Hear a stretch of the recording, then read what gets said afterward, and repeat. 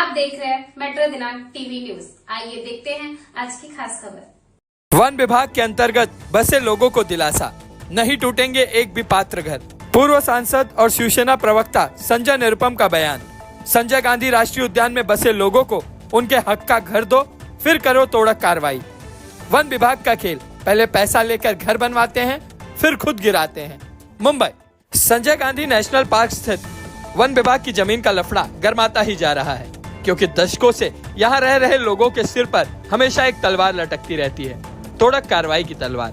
एक दिन सरकार कहती है आपका पुनर्वसन होगा और अगले ही दिन नोटिस थमा देती है कि बोरिया बिस्तर समेटो, घर गिरने वाला है। आखिर ये कैसा खेल चल रहा है? इसी जन समस्या को लेकर शिवसेना प्रवक्ता और पूर्व सांसद संजय निरुपम के नेतृत्व में एक प्रतिनिधि मंडल ने संजय गांधी राष्ट्रीय उद्यान स्थित वन विभाग के मुख्यालय में बैठक की। मुख्य वन संरक्षक जी मल्लिकार्जुन की मौजूदगी में इस बैठक में जनता के आक्रोश की गूंज साफ सुनाई दी। सवाल सीधा था, जब 2011 के पहले के घरों को सरकार ने वैध माना है, तो अब इन्हें बार बार तोड़ने की धमकी क्यों मिल रही है? बता दें कि यहाँ के अधिकांश रहिवासियों के पास जरूरी दस्तावेज हैं। यहाँ तक कि 7,000 रुपए की वन विभाग में जमा की हुई डिमांड ड्राफ्ट की रसीदें भी जमा हो चुकी हैं। फिर भी पुनर्वसन करो की जगह घर तोड़ो का फरमान सुनाया जा रहा है। मजे की बात यह है कि वन विभाग के ही सुरक्षा रक्षक झोपड़े बसाने में रिश्वत लेते हैं। जब कोर्ट का हंटर यानी आदेश आता है कि पहले इतनी झोपड़ियां थी, फिर ये कैसे बढ़ गई और कितने लोगों को शिफ्टिंग दी गई, तभी जांच शुरू की जाती है। वरना ये अधिकारी झोपड़ियां बसाने और पैसे वसूलने में ही लगे रहते हैं। जब तक कोर्ट सख्ती ना दिखाए तब तक आंखें बंद कर बैठे रहते हैं। लेकिन जैसे ही आदेश आता है अचानक जाग जाते हैं और कार्रवाई की बातें करने लगते हैं। संजय निरुपम ने साफ कहा कि जो लोग पात्र हैं, यानी जिनका पुनर्वसन होना तय है, उनका घर नहीं टूटेगा, बल्कि महाराष्ट्र सरकार से मांग की जाएगी कि 2020 तक बने झोपड़ों को भी पुनर्वसन योजना में शामिल किया जाए। बता दें कि वन विभाग के सुरक्षा रक्षकों की मिलीभगत से यहाँ अवैध दारू, गांजा, चरस और नशीले पदार्थों की बिक्री धड़ल्ले से हो रही है। इतना ही नहीं, अवैध पार्किंग का भी पूरा धंधा चल रहा है। वन विभाग की मनमानी की एक और मिसाल अगर आपको हम बताएं तो अप्पापाड़ा की रविया बुदिया चाल के पास बीएमसी ने एक वैध सड़क बनाई थी ताकि लोगों को आने जाने में दिक्कत ना हो। लेकिन वन विभाग के अधिकारियों ने जबरदस्ती भ्रष्टाचार के चलते सीमेंट की बोरियों में रैबिट भरकर सड़क ही बंद कर दी। पिछले दिनों जब इसी इलाके में आग लगी थी तो फायर ब्रिगेड की गाड़ी भी अंदर नहीं जा पाई। फिर स्थानीय लोगों ने जबरन बोरिया हटाकर गाड़ी के लिए रास्ता साफ किया। जब इस मुद्दे पर जी मल्लिकार्जुन से सवाल किया गया तो उन्होंने कहा कि हमें इस बारे में जानकारी नहीं थी, मैं खुद विजिट करूंगा और रोड खोलने के आदेश दूंगा। वन विभाग के मुख्य अधिकारी जी मल्लिकार्जुन ने बैठक में बताया कि कार्रवाई उन लोगों पर की जाएगी जो पूरी तरह से अवैध रूप से घर बनाकर रह रहे हैं, विशेष रूप से वे घर जो कोविड काल से लेकर अब तक बनाए गए हैं। जिनके पास वैध दस्तावेज हैं, वे नोटिस मिलने के बाद वन विभाग के कार्यालय में आकर दस्तावेज जमा कर सकते हैं, उनके घर नहीं तोड़े जाएंगे। लेकिन जिनके घर 2011 के बाद या हाल ही में बने हैं, उन्हें चिन्हित कर आगे की कार्रवाई की जा सकती है। साथ ही उच्च न्यायालय के आदेश के बाद व्यावसायिक दुकानों पर भी गाज गिर सकती है। जिन लोगों ने अपने घर में ही दुकान या किसी भी प्रकार का व्यावसायिक उद्योग शुरू किया है, उन्हें तत्काल बंद कर अपने घर को पुनः रिहायशी स्वरूप में लाना होगा, ताकि उनके खिलाफ तोड़क कार्रवाई ना की जाए। इस बैठक में प्रमुख रूप से शिवसेना नेता संजय निरुपम, विभाग प्रमुख गणेश शिंदे, वरिष्ठ पत्रकार दीनानाथ तिवारी, पत्रकार अरुण कुमार गुप्ता, शिवसैनिक मिथुन सिंह, रेशमी मिस्त्री, मुन्ना यादव, संदीप डांगे, पूनम मौर्य, दिव्या खड़ताले, ब्रिजेश सिंह, अमित स्वामी, राजू पालके, अमित रॉय सहित कई लोग उपस्थित थे। अब आइए देखते हैं मेट्रो दिनांक टीवी न्यूज पर इस मामले में पूर्व सांसद संजय निरुपम ने क्या कुछ कहा इस रिपोर्ट में। असं आहे की दिंडोशी विभागात आणि नॅशनल पार्कच्या हद्दीमध्ये राहणारे जे लोक आहेत त्यांना गेल्या काही दिवसापासून वन विभागातर्फे नोटीस जात आहे आणि नोटीसमुळे एक लोकांमध्ये भयंकर एक दहशती निर्माण झालेली आहे आणि त्यांना असं वाटतो की त्यांच्या घराचं आता डिमोलिशन होईल आणि या विभागात राहणारे जे लोक आहेत 30-35 वर्षापासून राहत आहेत आणि काही लोक असं आहेत ज्यांनी 7,000 रुपये भरून त्यांच्याकडे पावती आहे आणि महाराष्ट्र शासनाने त्यांना 2008 मध्ये 2007 मध्ये असा एक कमिटमेंट दिला होता की आम्ही तुम्हाला शिफ्टिंग देणार, जोपर्यंत शिफ्टिंग देत नाही तोपर्यंत तुम्ही तिकडे राहू शकता। आता त्या सगळ्या लोकांमध्ये एक भीती निर्माण झालेला आहे की आता त्यांच्या घर तुटणार तर हा विषय घेऊन आज आम्ही मुख्य वनसंरक्षक आहेत आमचे विभागाचे, त्यांच्या आज आम्ही भेटलो एक शिष्टमंडळ घेऊन आणि त्यांच्या समोर हा विषय ठेवला आणि याचा आज क्लिअर झालेला आहे, कोणाच्याही घराच्या डिमोलिशन होत नाही, कोणाच्याही घराच्या डिमोलिशन होईल नाही, फक्त एक सर्वेचं काम चालू आहे आणि हा चांगला काम आहे. हायकोर्टने असा आदेश दिलेला आहे की तुमच्या विभागात, तुमच्या परिसरात किती लोक कसा राहत आहेत आणि किती वर्षापासून राहतात त्यांच्या कागदपत्र तुम्ही घ्या. तो सर्वांना मी विनंती करतो की तुम्ही जे समजा दिंडोसीमध्ये, केतकीपाडामध्ये, कांदिवलीमध्ये, मगठाणामध्ये राहता, तर तुम्ही तुमच्या जो नोटीस आलेला आहे नोटीसचा रिप्लाय द्या आणि तुमच्याकडे जे काही कागदपत्र आहे तुम्ही सबमिट करा. एकदा सबमिट झाल्यानंतर शासनतर्फे एक धोरणात्मक निर्णय होईल. आता निर्णयाचे नंतर काहीतरी होईल. जोपर्यंत सर्वांना शिफ्टिंग भेटत नाही तोपर्यंत कोणाच्याही घर तुटणार नाही. एक विषय असा आहे की 2011 पर्यंत जेवढे घर आहेत त्याला शासनाने मान्यता दिलेली आहे आणि 2011च्या नंतरचे जो घर आहेत त्या घराबद्दल शासनातर्फे काही निर्णय होईल. जोपर्यंत निर्णय होत नाही तोपर्यंत त्यांच्या डिमोलिशन होऊ शकतं. पण असे काही कमी लोक आहेत.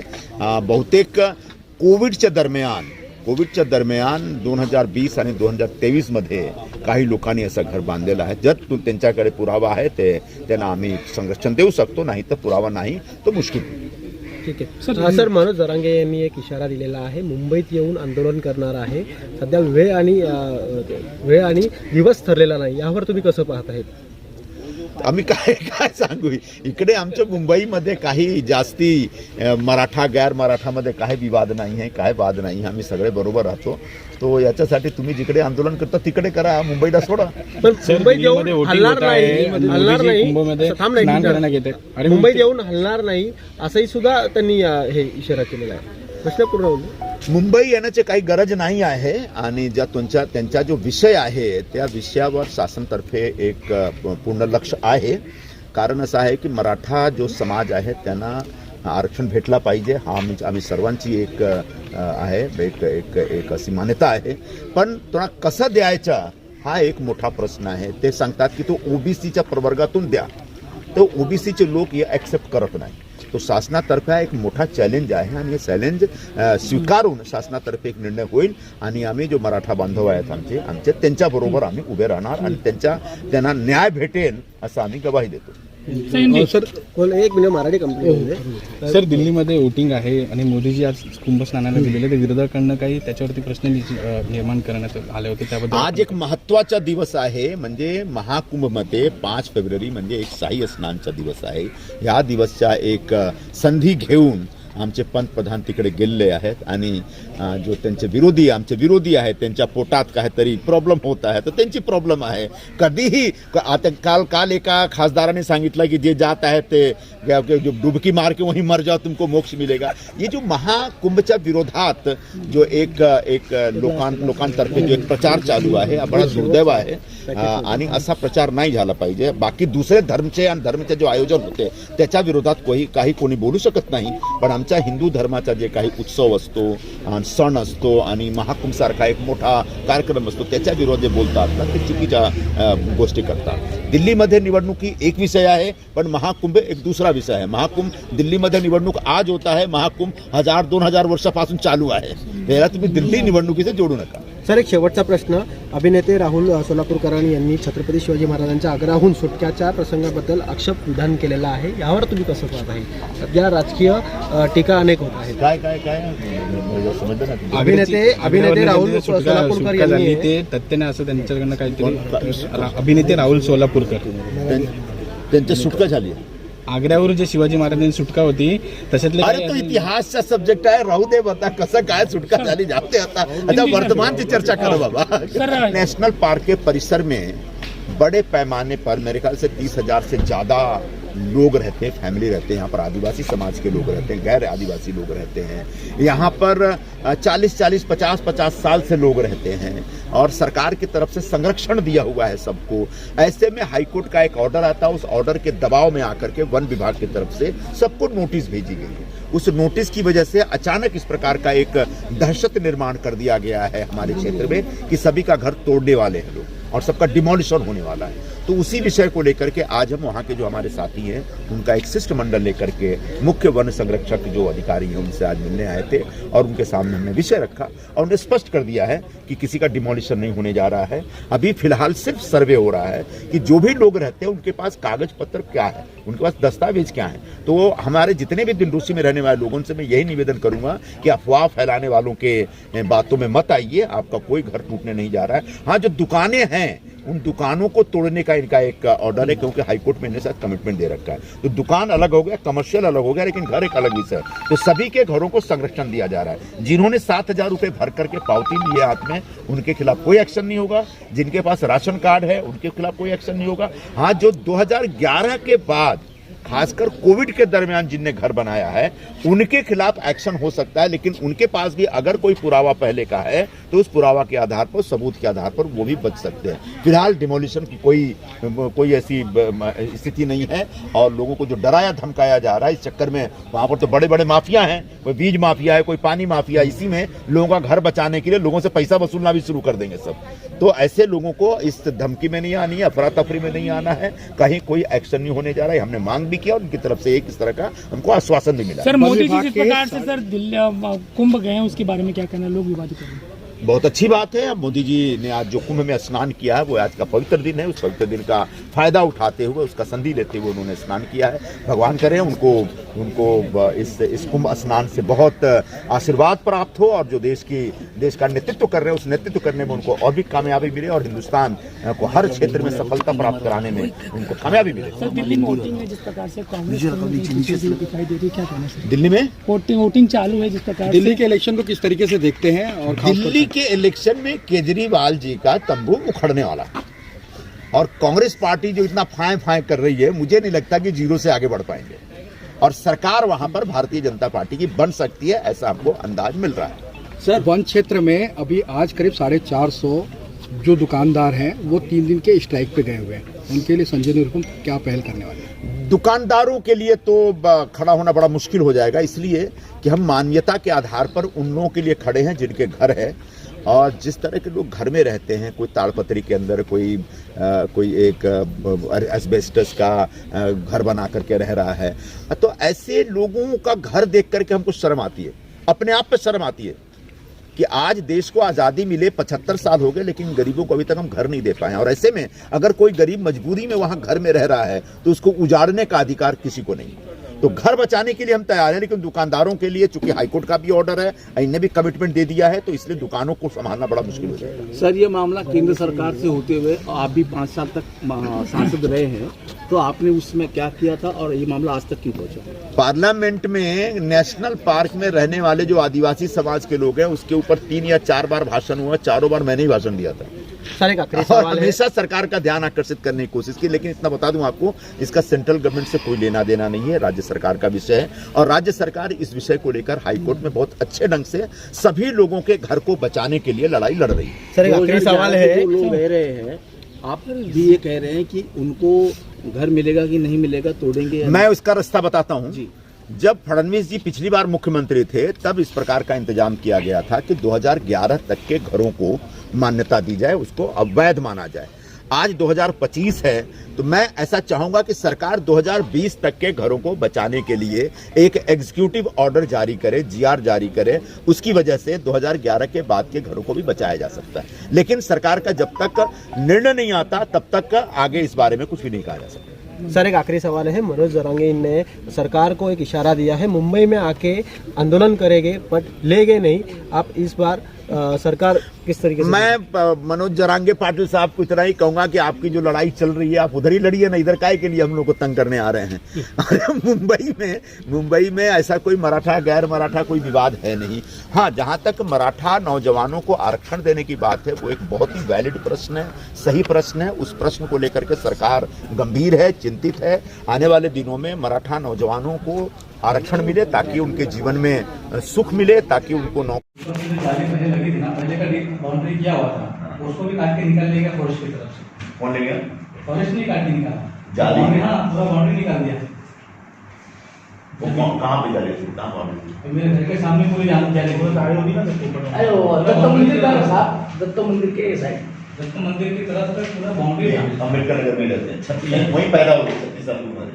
वो पूरा जो मेरे घर के सामने बाउंड्री था पहले फॉरेस्ट में, तब लीमे साहब भारतीय साहब, तो वो बाउंड्री आज से 2008 में जब पैसा भरा गया ना, उसके बाद बाउंड्री हटा ली थी।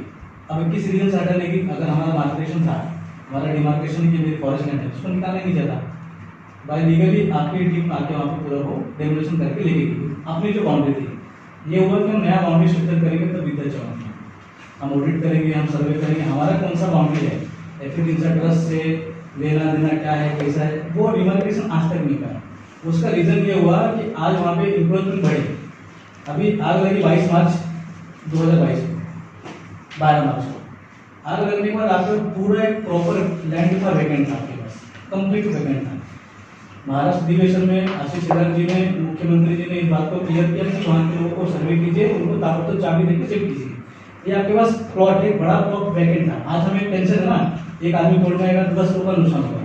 आपके पास जो लैंड प्रॉपर थी, फिर भी हमने वहाँ पे उसको शिफ्टिंग न देके आज अगर वहाँ 800 घर थे तो आज 1600 घर उसी जगह पे आप सर्वे करा लीजिए। पापा पड़े पीछे आग लगने पर क्या हुआ, अपना तभी में लोग गए, लेकिन डॉक्यूमेंट्स आपके पास, आपका बायोमेट्रिक सर्वे हो चुका है, आपके फॉरेस्ट में पूरा डेटा पहले से एनालिसिस जमा हो चुका है। उसको अगर पॉइंट पकड़ के आप शिफ्ट करते, आपका बहुत बड़ा लैंड जो था ना आपके ताबे में था, यानी गजरपट्टी से लेके आपने रिक्शा स्टैंड से लेके टिल मेरे हनुमान मंदिर तक आपको पूरा बहुत बड़ा लैंड था।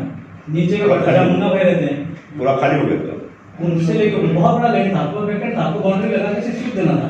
उसमें लीगली आपके पास 2008 वाले 95 में मिल जाते, आप उनको चाबी दे दे, इंक्रोचमेंट होना ही नहीं था। आपने लोगों को शिफ्टिंग अगर दिया होता तो वो बढ़ते ही नहीं। आज क्या हुआ, 900 घर 1600 घर हो गए, और उसका प्रॉब्लम कहाँ फेस करना पड़ रहा है, बाकी लोगों को आपको सबको ढूंढना है। आपका जो सर्वे है परफेक्ट सर्वे, लेकिन इसमें कहीं ना कहीं उस समय अगर शिफ्टिंग होती, शासन का आदेश था, उसको क्यों रोका गया, मुख्यमंत्री का आदेश था, क्यों रोका गया? पॉइंट टू नोटेड कि वहाँ जब सीएम ने कह दिया कि उनको सर्वे पर उनको चाबी होगी, लोग खुले बस्ती में आग लगी तो पूरा जल के रात हो चुका था, तो वहाँ पे क्यों नहीं लोगों को शिफ्टिंग दिया गया? प्रॉब्लम नहीं है, घर नहीं ये का घर था सर। नहीं सर, मेरा एक सवाल है, अगर एक आने जाने का रास्ता है उसको रोक देती है वन विभाग के अधिकारी, जो अभी रबिया बुदिया चाल की रोड बना है वहाँ पे आने जाने का रास्ता, जो कि 3 से 4 स्कूल है कि जो आने जाने का, अगर एक रोड बंद होता है, इस समय इसी स्थिति है ना, रोज मारामारी कितने FIR हो रही, मगर वन विभाग के अधिकारी गोनी लगा के बंद कर दिया। मगर आज वर्तमान समय में आज 800, हम मानता चलो 500 झोपड़े कैसे बढ़े? इससे साफ जाहिर होता है कि वन विभाग के अधिकारी और जो इंस्पेक्टर है उनकी मिली भगत है, बिना उनके संरक्षण से तो बना नहीं। एक परिंदा एक पैर नहीं मार सकता। और वहाँ पे आज बताइए, मैं अलीगढ़, मैं लोकल हूँ इसलिए मैं देखता हूँ मैं वहाँ पे कि आज अवैध पार्किंग कितनी हुई है। कौन धंधा ऐसा नहीं है कि नहीं चल रहा है। और केवल आपने रास्ते से बात शुरू की, रास्ते वाली बात। मैंने रास्ता वाला बता रहा हूँ सर कि रास्ता क्या है? रास्ता और रबिया बुदिया चाल की एक रोड तैयार की गई, बन गई है, केवल गोनी लगा करके वन विभाग के अधिकारी ने रोक दिया, आने जाने का रास्ता नहीं। उस दिन आग लगी थी, आज 14 तारीख को बना हुआ है, हाँ पूरा पक्का रोड बन गया है। वन विभाग ने गोली लगा दी, हाँ बंद कर दिया, नहीं जाने का। बना हुआ है रास्ता, तो लोग करना चाहिए। बना है सर, पक्का बन गया, सब कुछ हो गया, मंगल कृपा की रबिया बुदिया के चाल। उस दिन बाद 14 तारीख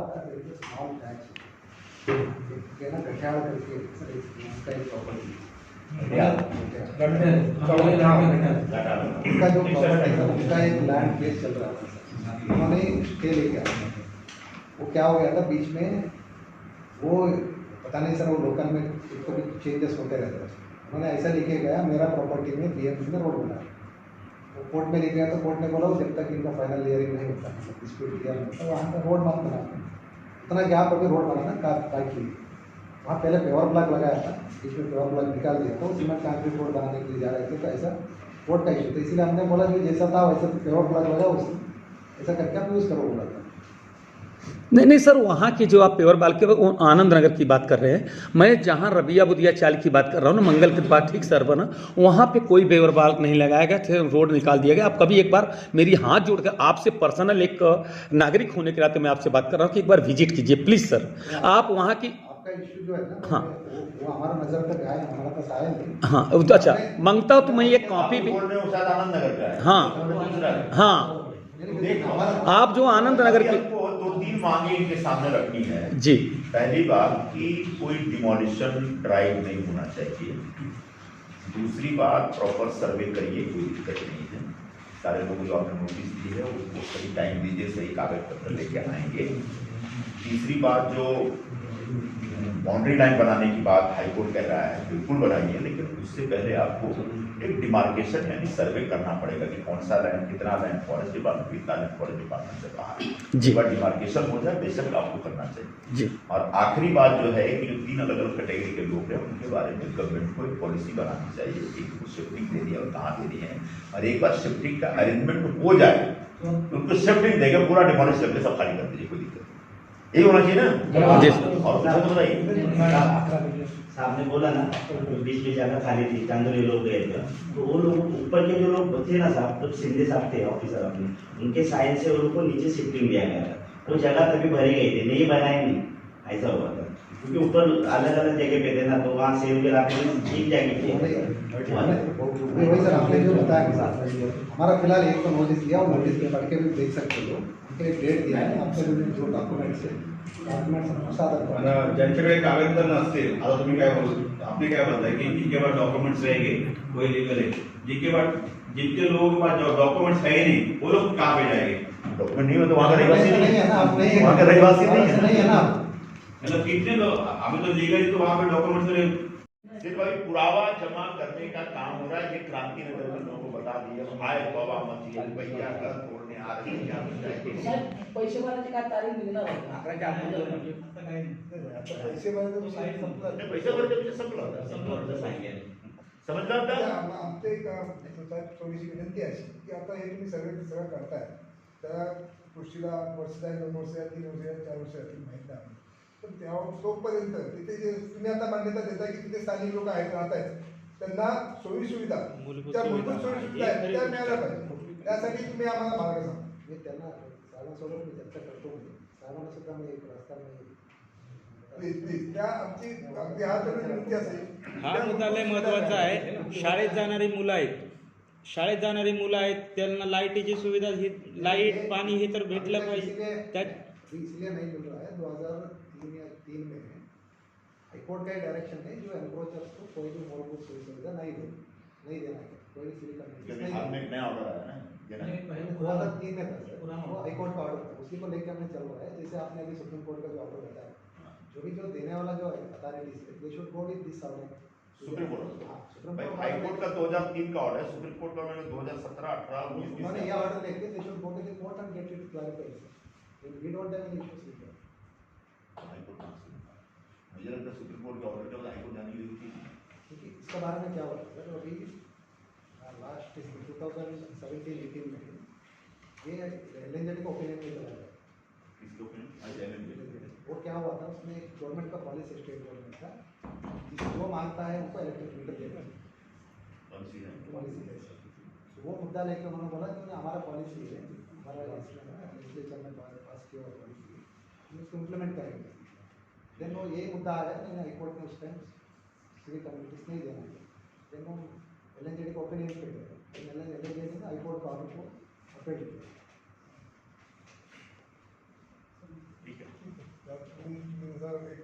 नहीं एलएनजेडी को अपना ओपिनियन चेंज करना है. एक सर इसमें जैसे आपने बताया, हाँ. एक तो सर हमारा जो कमर्शियल स्ट्रक्चर है, हाँ. तो हमारे पास सर कमर्शियल स्ट्रक्चर 2 प्रकार है. कुछ लोग रह रहा है उसी घर में, सामने वाला एक अदर रूम उन्होंने कमर्शियल यूज कर. तो मेरा विनती यह है, आप उसको बंद करें, जो भी कमर्शियल बंद करें. कमर्शियल बंद किया तो एटलीस्ट तो हमारे लिए भी ये क्या हो जाएगा, हमने एटलीस्ट कमर्शियल को बंद करवाया.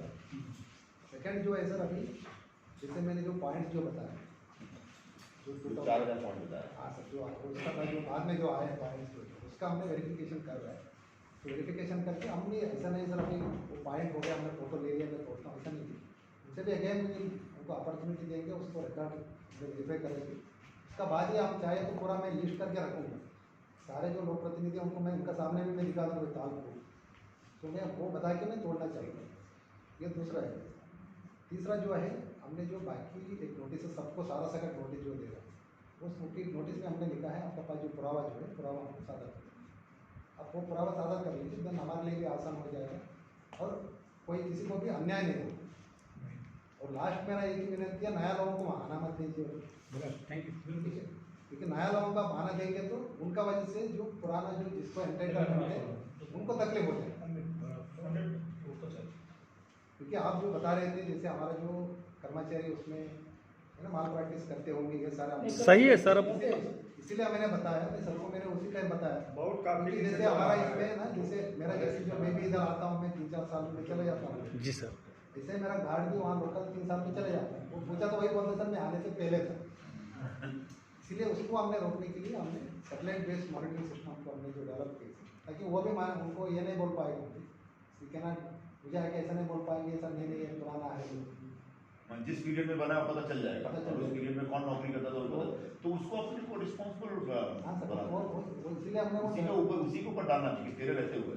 इसलिए हमने वो जो फुल प्रूफ है सर, जैसे थर्ड पार्टी है सेटेलाइट में निकाल के जो दिया हुआ इमेज के ऊपर जो प्रोसेसिंग हो रहा है वो भी कोई थर्ड पार्टी है, उनको कोई लेना देना नहीं है मुंबई के पास।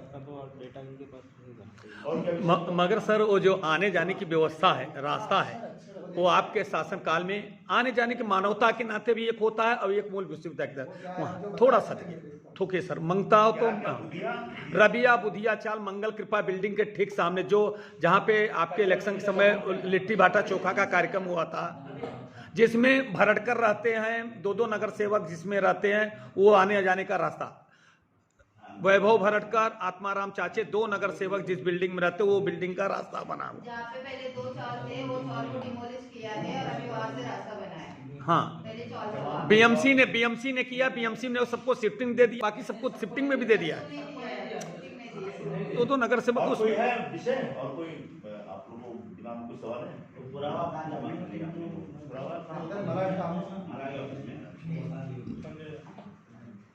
कहाँ पे सजे मतलब कितने लोग अभी तो लीगली तो वहाँ पे डॉक्यूमेंट्स में बहुत जन नहीं, मतलब 7-8 हजार रहेगी ज्यादा। देखो 8,400 घर है वहाँ, और अगर 8,000 लोगों के पास राशन कार्ड है, डॉक्यूमेंट मेन डॉक्यूमेंट तो वही हुआ ना, तो वो बाकी 400 ये कोविड के समय बने हैं, तब उनका तो हम भी कुछ नहीं कर सकते। लेकिन जिनके पास डॉक्यूमेंट है, राशन कार्ड है, पैन कार्ड है, आधार कार्ड है, वहाँ के रहवासी जिनका तो पावती है, उनको संरक्षण मिलना चाहिए। मुझे लगता है कि ये सब्जी वहाँ के बराबर है। और मैं उस मांग के साथ जी सर, जिनके पास एक बेसिक डॉक्यूमेंट है और 25 साल 30 साल से जो लोग रह रहे हैं, 2011 से पहले से रह रहे हैं, उनको संरक्षण मिलना चाहिए। उनको जो हटाना है, इंक्रोचमेंट हटाना है, बिल्कुल हटाने का डिसीजन सरकार को लेना चाहिए, उसको इम्प्लीमेंट करना चाहिए। हटाने से पहले उनको शिफ्टिंग दे देना चाहिए। यही आपकी भी भूमिका है मेरे ख्याल से फॉरेस्ट डिपार्टमेंट और आगे लोगों का रेशन कार्ड और आधार कार्ड बोलो ना हटाएंगे, दो चाहिए। हाँ बोलो ना, 3 कैटेगरी से लोग एक कैटेगरी आहे ज्यांनी 7,000 रुपये भरलेला आहे, त्यांच्या हातात पावती आहे, ते वैध आहे। महाराष्ट्र गव्हर्नमेंटने रिकॉग्नाइज केलेला आहे की हा तुम्ही इकडे राहणारे माणूस आहे, हा तुम्हाला आम्ही एकदा शिफ्टी देणार, आणि जोपर्यंत शिफ्टी भेटत नाही तोपर्यंत त्यांना तिकडे राहायचं। दुसरे लोक आहेत ज्यांनी पावती घेतला नाही, पैसे भरला नाही, पण त्यांच्याकडे राशन कार्ड आहे, तिकडे राहतात, त्यांच्या विरोधात पण ऍक्शन नाही, ऍक्शन होईल जर त्यांना शिफ्टिंग आणून द्या। आणि तिसरी कॅटेगरीचे लोक आहेत ज्यांच्याकडे काही कागदपत्र नाही, म्हणजे 2011 नंतरचे लोक आहेत, त्यांच्याबद्दल आम्ही काही करू शकत नाही।